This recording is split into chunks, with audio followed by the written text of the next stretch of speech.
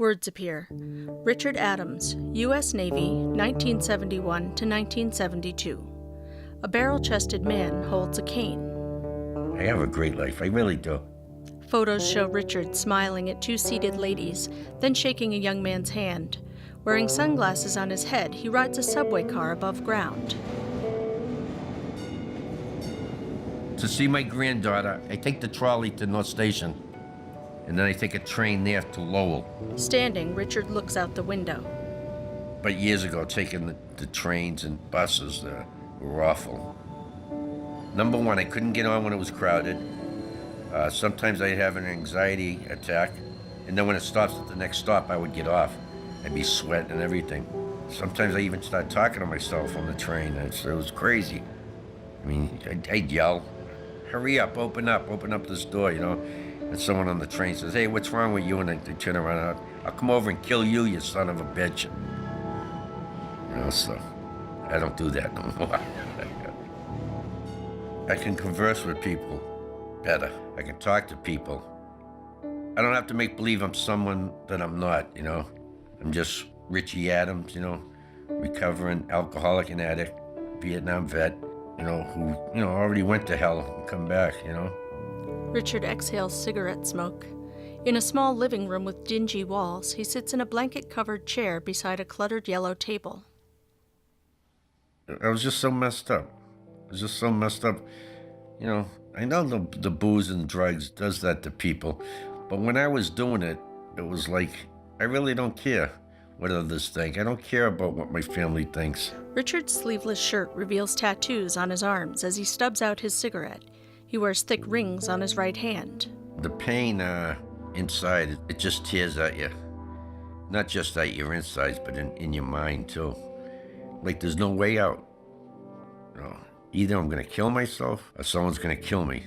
Framed photos around the apartment show a thin man holding a baby, a toddler on a beach, a group photo, and a sleeping infant. Richard sits on the corner of a bed. I think a lot of it had to do with in the military. I was robbed, I was assaulted in the Philippines, and assaulted sexually. And when I got back on the ship, I didn't tell nobody, so I just kept it that way, you know? And that really kind of screwed my head up, you know? Because I became a very angry guy. I mean, I'd get in fights, I'd go into a bar room, you know, hit a guy with a bottle over the head if he looked at me wrong, you know? I'm serious. Smoke spirals from a cigarette in Richard's left hand. And I heard about this shelter, VA shelter down in Boston.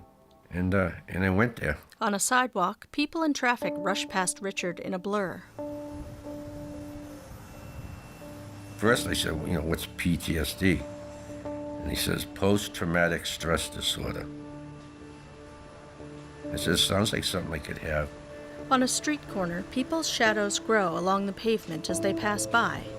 Richard crosses a street carrying a paper cup with a lid. It was healing for me, talking to my counselor, because I thought I did something wrong. And talking to her about it, it's just more or less felt that I didn't do anything wrong. I was a victim, and I was ashamed. And I'm not ashamed today, you know. She was a big help. In front of a store, Richard gestures to a man in a black baseball cap. The heavyset man looks up at Richard from a wheelchair. Later, two young men join them. But I do have a great life. I really do. I'm content. I love people. I go out, I walk. If I want to walk down the store, grab a newspaper, read the paper, do a crossword puzzle. And I look around and I said, man, I can't believe this. He says, I've made it, you know. Some people say, made what? I says, I made it. I'm a human being today, a good human being. Inside, Richard grins at a cashier.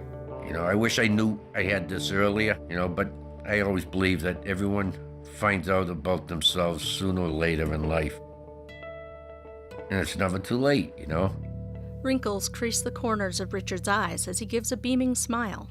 Logos appear: About Face, National Center for PTSD, and the U.S. Department of Veterans Affairs.